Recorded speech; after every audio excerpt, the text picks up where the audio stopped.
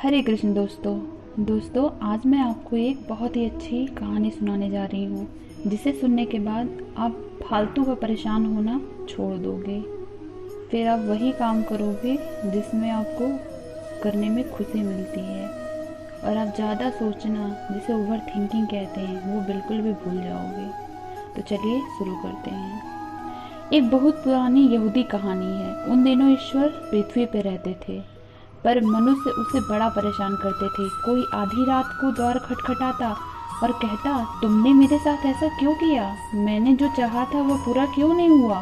कोई कहता, आज धूप निकलनी चाहिए। कोई टोकी, मुझे कपड़े धोने हैं। कोई कहता, नहीं, आज बारिश कर दो, मुझे पौधे में पानी देने हैं। एक दिन एक बूढ़ा किसान बोला, देखिए, आप भगवान हैं, ये दुनिया भी आपने ही बनाई होगी, पर मुझे लगता है कि आप सब कुछ नहीं जानते।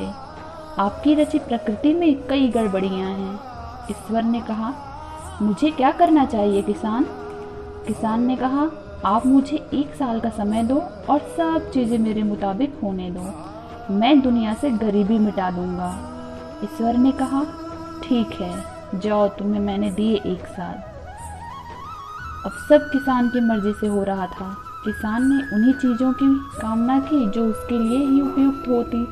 उसने तूफान, तेज हवाओं और फसल को नुकसान पहुंचाने वाले हर खतरे को रोक दिया।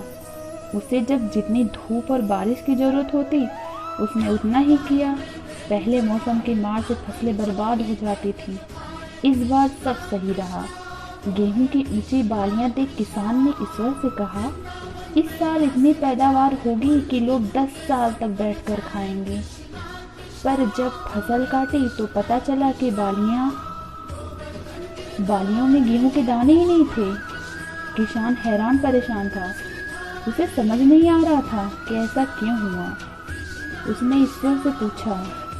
ईश्वर ने कहा, ऐसा इसलिए हुआ कि कहीं भी कोई चुनौती नहीं थी, सब कुछ आदर्श था। इस कारण गेहूं के पौधों में दाने नहीं आए। कुछ संघर्ष का होना जरूरी था, कुछ बिजलियों का गरजना जरूरी था। अगर जीवन में कोई संघर्ष ही नहीं होता है तो खुशी धीरे धीरे अपना अर्थ खो देती है। खुशी इसलिए अधिक रास आती है क्योंकि जीवन में दुख और संघर्ष है।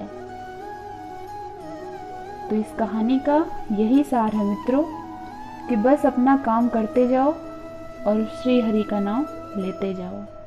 राधे कृष्ण दोस्तों, मिलती हूँ मैं आपको एक और अच्छी कहानी के साथ। तब तक के लिए राधे कृष्ण।